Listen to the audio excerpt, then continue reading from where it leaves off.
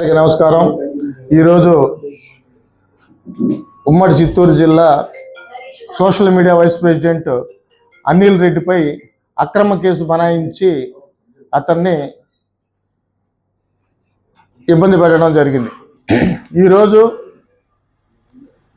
Divert politics చేయడానికి ఈ కూటమి ప్రభుత్వం చాలా చాకచక్యంగా నిర్వర్తిస్తున్నారు. ఈరోజు టీటీడీలో జరుగుతున్న అవినీతి, అక్కడ జరుగుతున్న అక్రమాలని వెలికి తీస్తున్న మా నాయకుడు కరుణాకర్ రెడ్డి గారు ఎక్కడ బయటపడతాదని డైవర్ట్ పాలిటిక్స్ చేసి అతనితో ఉన్న అనుచరగణాన్ని మొత్తం అక్రమ కేసులు నిర్బంధించేదానికి పూనుకున్నారు. తిరుపతిలో రెడ్ బుక్ రాజ్యాంగం బ్రహ్మాండంగా నడుస్తుంది. అదేవిధంగా ఒక డిఎస్పి గారు అనిల్ రెడ్డికి, జగ్గాకి, దినేష్కి ఏ సంబంధం లేదని చెప్పారు. పవన్ అనే వ్యక్తి స్వయంగా తానే అనిల్ రెడ్డి ఆఫీస్కి వచ్చారని డిఎస్పి గారే చెప్పారు. చాలా బాగుంది. దీనిలో మేము మార్నింగ్ వెళ్ళిన తర్వాత ఎస్పీ గారు ఇన్వాల్వ్ అయి ఉన్నారండి. అందరికీ ఏది న్యాయమైతే అదే చేస్తారని అన్నారు.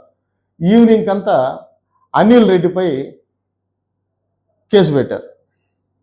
Attempt murder, kidnap, SC ST case అటువంటివంతా పెడుతున్నట్టు మాకు ఏదో సమాచారం. ఈరోజు డిఎస్పి స్థాయి వ్యక్తి చెప్పిన మాటలనే పరిగణలోకి తీసుకోకుండా తిరుపతిలో వైఎస్ఆర్ కాంగ్రెస్ పార్టీ నాయకుల మీద ఈ రెడ్ బుక్ రాజ్యాంగం అమలు చేయడం ఎంతవరకు కరెక్ట్? దీన్ని ప్రజాక్షేత్రంలో మీరందరూ బాధపడాల్సిన రోజు ఒకరోజు వస్తుంది. అదేవిధంగా దినేష్ అనే వ్యక్తి ఎమ్మెల్యే గారికి అత్యంత సన్నిహితుడు. జనసేన క్రియాశీలక సభ్యత్వం ఉన్న వ్యక్తి. అలాంటి వ్యక్తి మీద కేసు లేదు. అసలు ఈ పోలీసు వాళ్ళే మా వైఎస్ఆర్ కాంగ్రెస్ పార్టీ అనిల్ రెడ్డిని ఇరికిచ్చినట్టు మాకు తేట తెలవుతుంది. ఎలా అంటే ఈ దినేష్ అనే వ్యక్తి పోలీస్ లాఠీతో అతను కొట్టాడు. ఈ పోలీసులే లాఠీ ఇచ్చి అతను కొట్టించి మా అనిల్ని ఇరికిచ్చిన విధంగా ఉంది తప్ప ఇంకా వేరే విధంగా కాదని మాకు తెలుస్తుంది.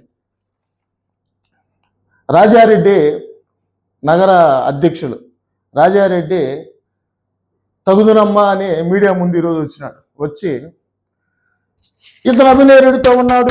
అభినయ్ రెడ్డితో అనిల్ అనే వ్యక్తి ఉన్నాడు. మా వైఎస్ఆర్ కాంగ్రెస్ పార్టీ కార్యకర్తే, మా భూమన కుటుంబానికి సైనికుడే.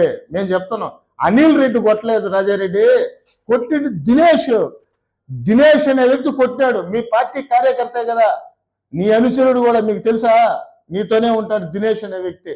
అతనికి నువ్వే లాఠీ ఇచ్చి పంపించి అనిల్ ఆఫీసులో కొట్టించి అనిల్ పైన కేసు పెట్టిస్తున్నావు. అదే ఎస్టీవీ నగర్లో నీకు అడ్డంగా ఉన్న అనిల్, ఎస్టీవీ నగర్లో నువ్వు చేసే ప్రతి మోసాన్ని, నువ్వు చేసే టికెట్లు అమ్ముకునే భాగాతాన్ని మొత్తం బయట పెట్టింది అనిల్. కాబట్టి అనిల్ని నువ్వు ఇబ్బంది పెడుతున్నావు, అది అందరికీ తెలుసు.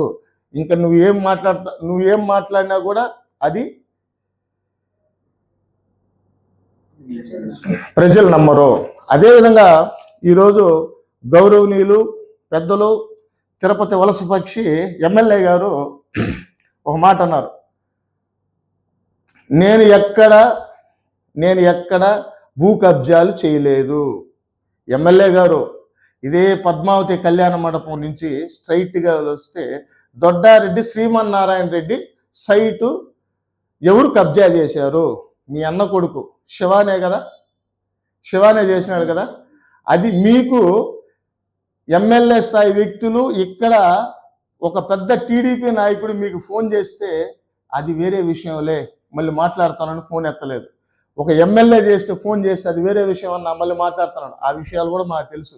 మీరు పడండి, మీరు కబ్జాలు చేసుకోండి, ఏమైనా చేసుకోండి తప్ప వైఎస్ఆర్ కాంగ్రెస్ పార్టీ కార్యకర్తలను ఇబ్బంది పెట్టండి. మీరు ఏ రకంగా ఇబ్బంది పెడుతున్నారో దానికి 10 రెట్లు మా నాయకుడు అధినాయకుడు జగన్మోహన్ రెడ్డి గారు సప్త సముద్రాల అవతలున్న రాసుకోండి అన్నారు. ఈరోజు 8 పేర్లు రాసుకొని ఉన్నాం. ఈరోజు ఒక 8 మంది పేర్లు రాసుకున్నాం. మా గుడ్ బుక్ కూడా నిండిపోతుందేమో, అదేవిధంగా నిండిపోతుందేమో. మీరు ఆచితూచి అడుగులేసి చేయండి. మీరు వైఎస్ఆర్ కాంగ్రెస్ పార్టీ కార్యకర్తల మీద అక్రమ కేసులు బనాయించి మీరు జైల్లో పెడతారేమో. జైల్లో 2 నెలలు ఉంటాం, లేకపోతే 3 నెలలు ఉంటాం. 3 నెలల తర్వాత వచ్చి రెట్టింపు ఉత్సాహంతో వైఎస్ఆర్ కాంగ్రెస్ పార్టీ జెండా భుజాన వేసుకొని ప్రతి ఇంటికి మీ అవినీతిని మీ అక్రమాలని మీరు చేస్తున్న ఈ అక్రమ కాండను ప్రతి ఇంటికి చెప్పి మిమ్మల్ని ప్రజాక్షేత్రంలో తగిన గుణపాఠం చెప్పే వరకు వైఎస్ఆర్ కాంగ్రెస్ పార్టీ తరఫున పనిచేస్తామని తెలియజేసుకుంటూ నమస్కారం.